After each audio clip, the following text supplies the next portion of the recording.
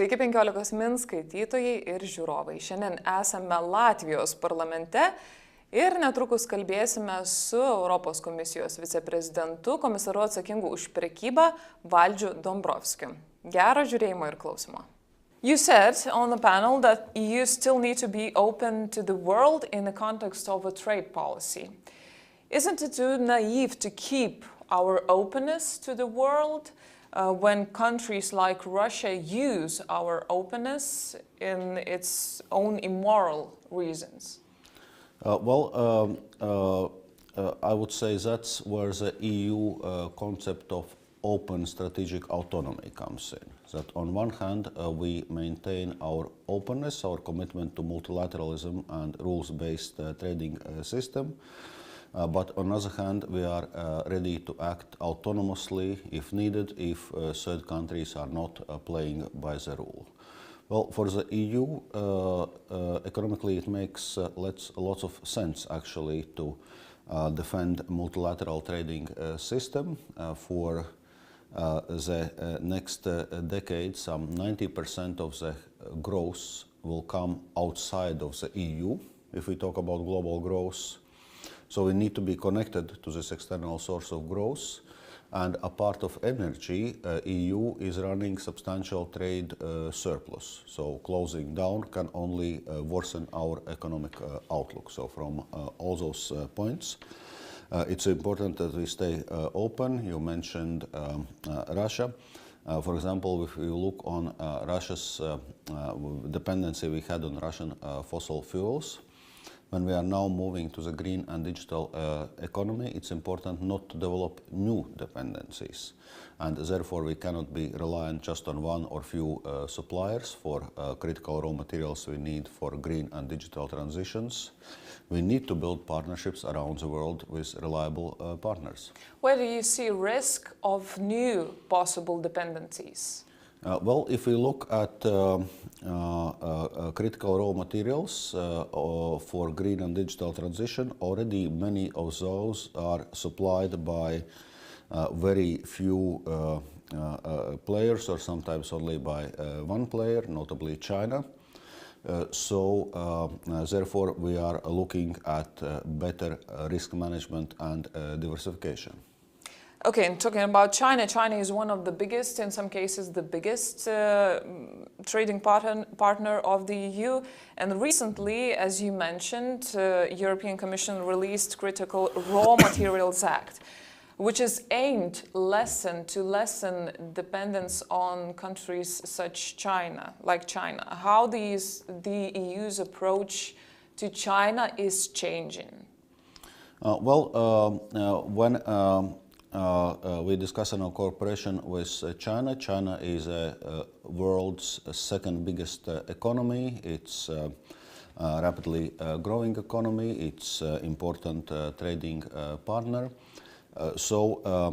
We need to manage our, I would say, very complex relation with China, as it has been put in our policy documents. In some areas, China is our cooperation partner.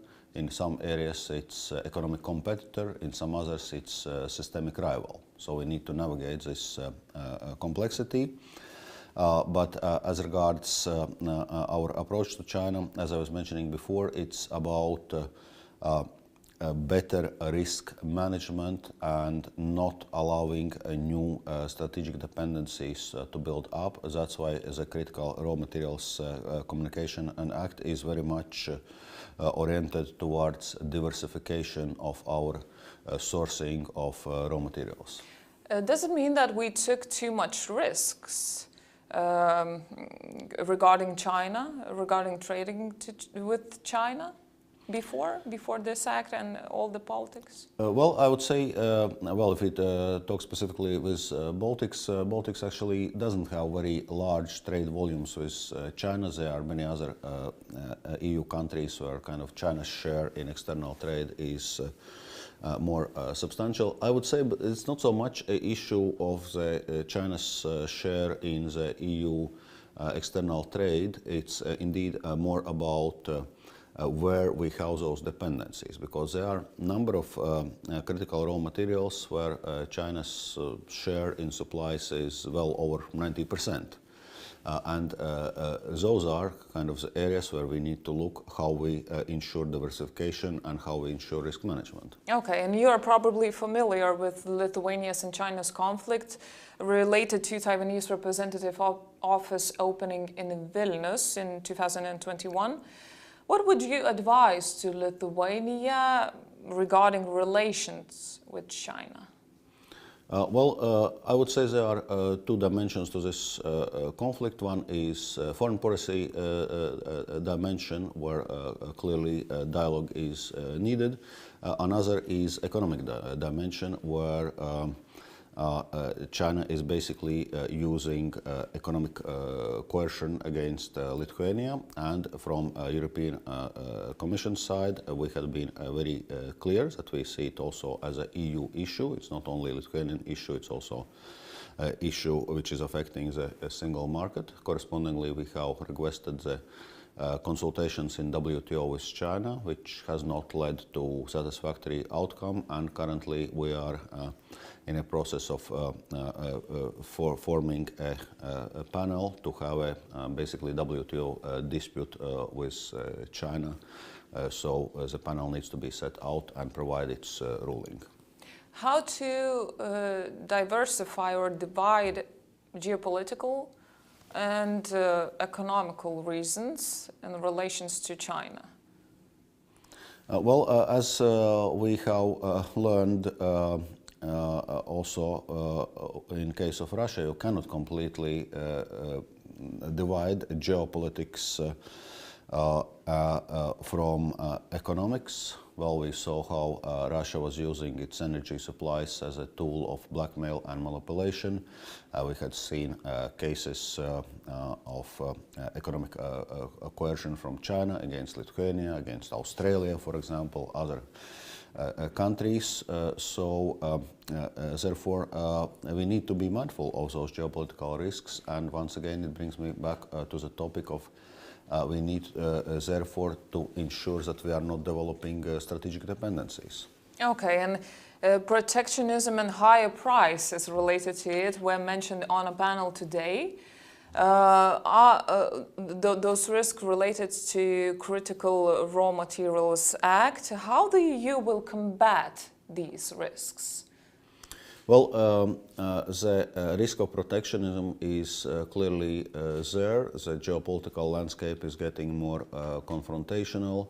There are countries which, in a sense, are turning more inwards. So this is something which we need to deal with. But as we were discussing at the very beginning, for EU, protectionism is not an answer. We can only lose out economically if we turn inward, given that we are a global trading superpower and given our substantial trade surplus. So this is something we need to keep in mind. Therefore, we remain committed to defend multilateralism, to defend rules-based trading system. And that's what is also the pillars of our trade strategy. So it's open, sustainable, assertive. So we remain open.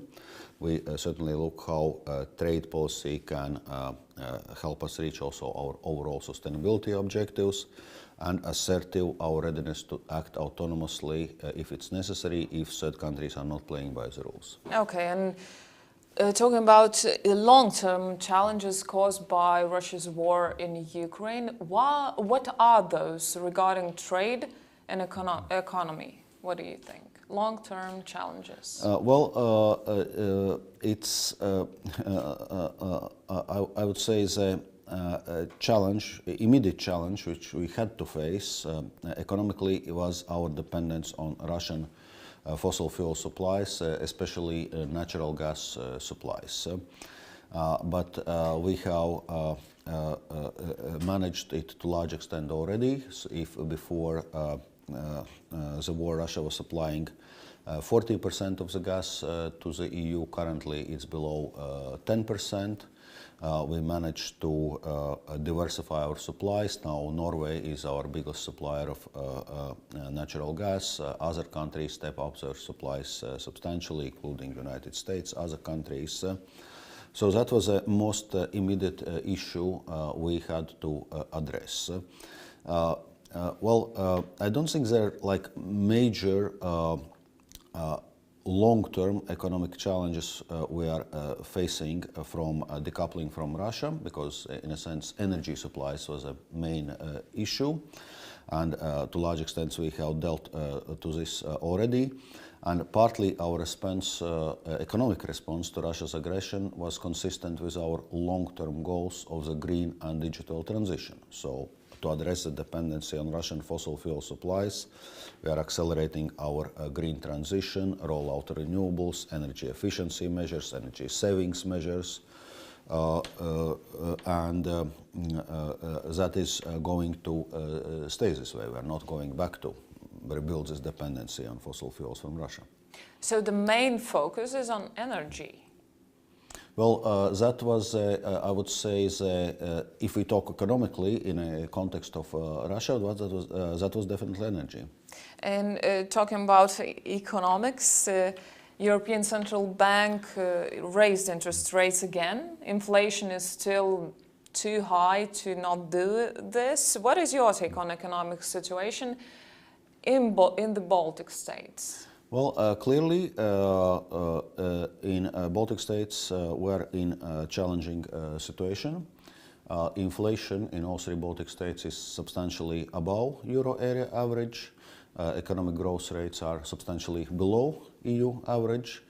In a sense, it's not a surprise. On one hand, we are neighboring countries, so we are more exposed to the economic disruption of Russia-Ukraine war. We are a small open economy, so issues related to the inflation had more impact. We had more dependency on Russian natural gas supplies, so reorientation of gas supplies was in a sense creating larger disturbance in Baltic states than in many other countries. Also as neighboring countries, we had a higher share of trade with Russia and Ukraine than many other EU countries. So all those are factors which affects the economic outlook. So what is important on one hand is to diversify away from Russia. Well, once again, it was partly done already after 2014, and also Russia's embargo against the EU, notably on foodstuffs and so on. Because we cannot count on, economic ties with Russia re-establishing anytime soon. So we need to reconsider, in a sense, orientation of our economy. This is one issue, dealing with energy supply, security of energy supply issues, which I would say to the large extent is already being done. Effectively use the EU funding, which is available to Baltic states, cohesion funding, recovery and resilience facility funding, to deal with current challenges and to facilitate the public investments through those EU instruments, and thus also stimulate the economy. And I would like to ask a few questions regarding the issues that were touched on a panel, and if I'm not wrong, at least 3 times there were mentioned political power transitions from the west to the east. What about your sectors? I mean, trade and economy. Do you see this transition from the European Union west to the east? Well, first of all, it's true that the voice of Central Eastern European countries, Baltic states, is now more heard than it was before. So it's indeed on many aspects, it's Central Eastern European countries and Baltic states which are leading this debate on EU's response to to Russia's aggression. Many colleagues in Western Europe have, in a sense, admitted that, we were not listening enough to you before, and were not as acutely aware of what kind of threat Russia is posing. So that has changed, but it's clearly important to maintain this European unity, because Central Eastern Europe cannot respond on its own. It's important that the whole EU stays united. So that's was the case, I would say, in the first year since Russia's invasion. But it's important to maintain it, because we don't really know how long the war is going to last. And there were also ideas about helping to those countries financially who are hosting refugees from Ukraine. For example, we know the situation is in Poland. They have a lot of refugees, as well as Baltic countries. What do you think? Should these countries be provided by any kind of financial aid? Well, actually, there are certain EU financing programs which are available to those countries for hosting refugees. So there is EU financial support being provided. There are also possibilities we have made more flexible to use of national financing envelopes of EU programs, like from cohesion, from recovery and resilience facility, where it's a possibility to use this money also to finance the crisis response, support for refugees, also dealing with energy security of supply issues and things like this. So that's what I mentioned before. It's important to efficiently use this funding. Of course, the situation is more complicated in case of Poland, because Poland is still not receiving the funding from the Recovery and Resilience Facility, linked with the rule of law conditionality, but Polish authorities know exactly, in a sense, what milestones they need to fulfill in order to unlock access to also Recovery and Resilience Facility money. Okay, thank you very much, Valdis. Ačiū.